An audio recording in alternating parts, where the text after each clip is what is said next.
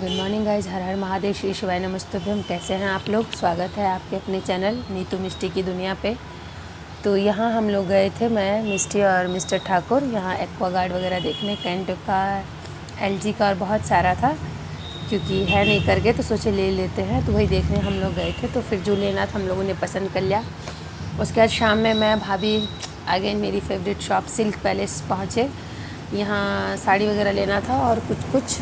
तो फिर मैं, भाभी यहाँ गए और यहाँ साड़ी देख रहे थे। तो ये अभी बहुत ट्रेंड में चल रही है इस टाइप की, पहले भी चल रही थी और अभी भी गर्ल्स के अकॉर्डिंग चल रही है साड़ियाँ। सिर्फ बॉर्डर है और प्लेन है।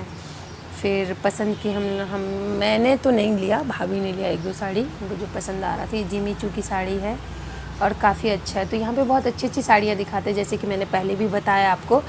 तो अगर आपको कहीं कुछ पसंद नहीं आ रहा है तो एक बार ज़रूर आप सिल्क पैलेस में विज़िट कीजिए। अंकल लोग बहुत अच्छे दिखा रहे थे। तो यहाँ मैं बताऊँ तो भाभी ने एक ही लिया, क्योंकि मैं जैसे पहले भी बताई कि जो भैया है, उमेश नाम है उनका, उस दिन हम लोगों को पता चला तो वो उस दिन नहीं थे दिखाने के लिए। वहाँ बहुत सारे लोग थे जो कि दिखा रहे थे, लेकिन बोलते हैं ना कि हाँ, उनके रहने से, दिखाने से हमको पसंद आ जाता है। वो नहीं थे तो भाभी ने फिर भी एक रखा। और यहाँ मेरी बेटी की हो गई है तबीयत ख़राब, बहुत ही ज़्यादा, बहुत ही बुखार है मिस्टी को पिछले सैटरडे से। तो फिर मैं यहाँ संडे में मिस्टी को ले गई थी डॉक्टर के पास। और ये पूरा हॉल है जो डॉक्टर ने बच्चों के अकॉर्डिंग बहुत ही अच्छा डेकोरेशन किया है।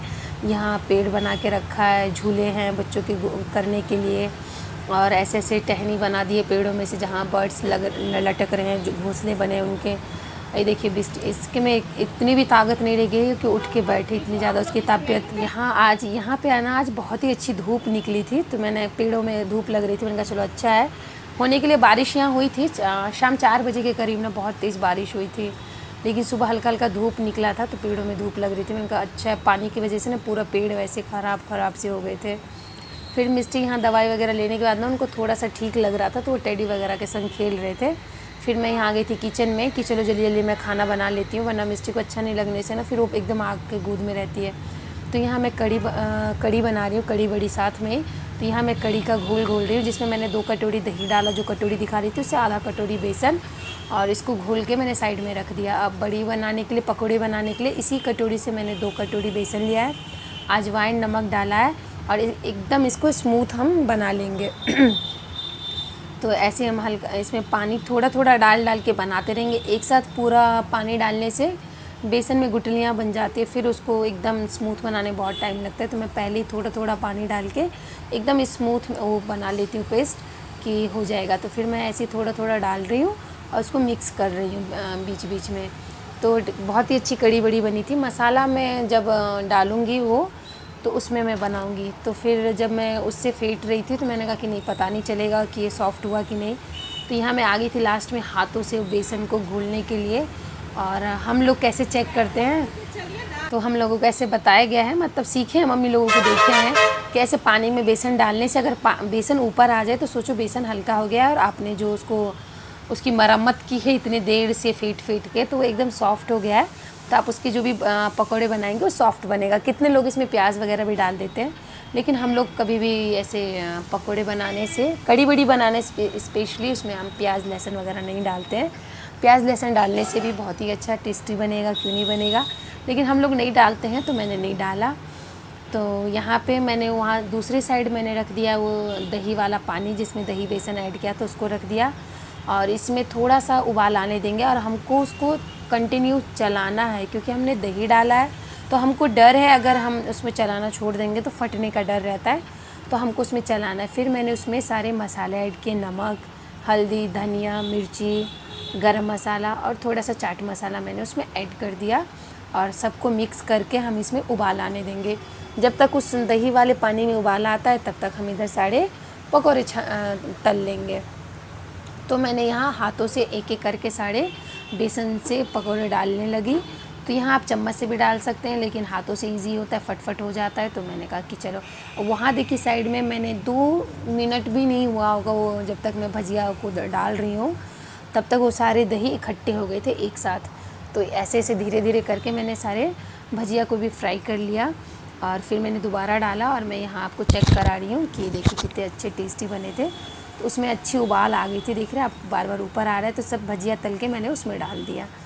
कि कर को चलो कर देते हैं। फिर भजिया पकोड़े बनाते बनाते यहाँ आ गई थी मेरे लिए पार्सल। मेरा नहीं था, मैंने मिस्टी के लिए मंगाया है।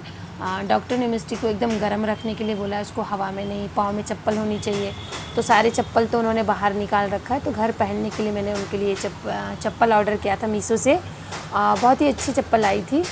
तो ये मिस्टी ने खुद ऑर्डर किया था। इसमें 3 कलर थे लेकिन उनको यही पसंद आया। ब्लैक है मेरे पास है, वाइट गंदी हो जाएगी, तो उन्होंने ये मिंट ग्रीन, क्या बोलेंगे, पिस्ता ग्रीन, इस कलर की उन्होंने चप्पल मंगाई है। थोड़ी बड़ी साइज़ है लेकिन फिर भी बोल रहे हैं नहीं मुझे यही चाहिए।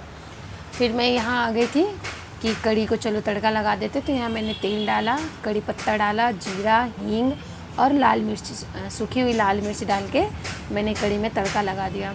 फिर मिस्टी की मतलब कल से मिस्टी को फिर से अच्छा नहीं लग रहा था, बुखार आई, तो मैंने कहा चलो एक बार फिर से डॉक्टर से दिखा देती हूँ, थोड़ा मन मान जाएगा करके कि क्यों ऐसा बार बार फीवर आ रहा है। तो यहाँ मैं मिस्टी को फिर से दिखाने गई थी डॉक्टर के पास। तो डॉक्टर ने सारी दवाइयाँ चेंज कर दी है, ब्लड टेस्ट लिख के दिया है। तो देखो अब रिपोर्ट में क्या आता है। मतलब मिस्टी को कितना भी तबीयत ख़राब हो, उसको नहीं अच्छा लगे, लेकिन स्कूल के वर्क से, ट्यूशन के वर्क से वो पीछे नहीं हटती है। मतलब जब फीवर उसका कम होता है, उसको खुद से अंदर से अच्छा लगता है ना, तो वो अपना काम करने बैठ जाती है। और टीचर डे आने के लिए है तो बहुत एक्साइटेड, बहुत पहले से ही थी कि मम्मा ऐसे कार्ड बनाऊंगी, वैसे कार्ड बनाऊंगी। लेकिन मेरे बच्चे की तबीयत ही ख़राब हो गई है। फिर भी उन्होंने अपने पापा को कॉल करके उनको जो जो चाहिए था उन्होंने अपने पापा से मंगवा लिया, ये पेपर वगैरह। और इन्होंने देखिए कितनी अच्छी कार्ड बनाई है। मन तो कुछ और था बनाने का, लेकिन उनको इतना सर्दी जुकाम है ना कि उनका नाक नीचे ही नहीं हो रहा है। मैं बना दूँगी तो बोलते हैं नहीं, मेरा टीचर डे है, मुझे टीचर को देना है, तो मैं खुद ही बनाऊँगी। तो मैंने कहा कि चलो ठीक है, उनको जो हेल्प चाहिए मैं वहाँ कर रही थी।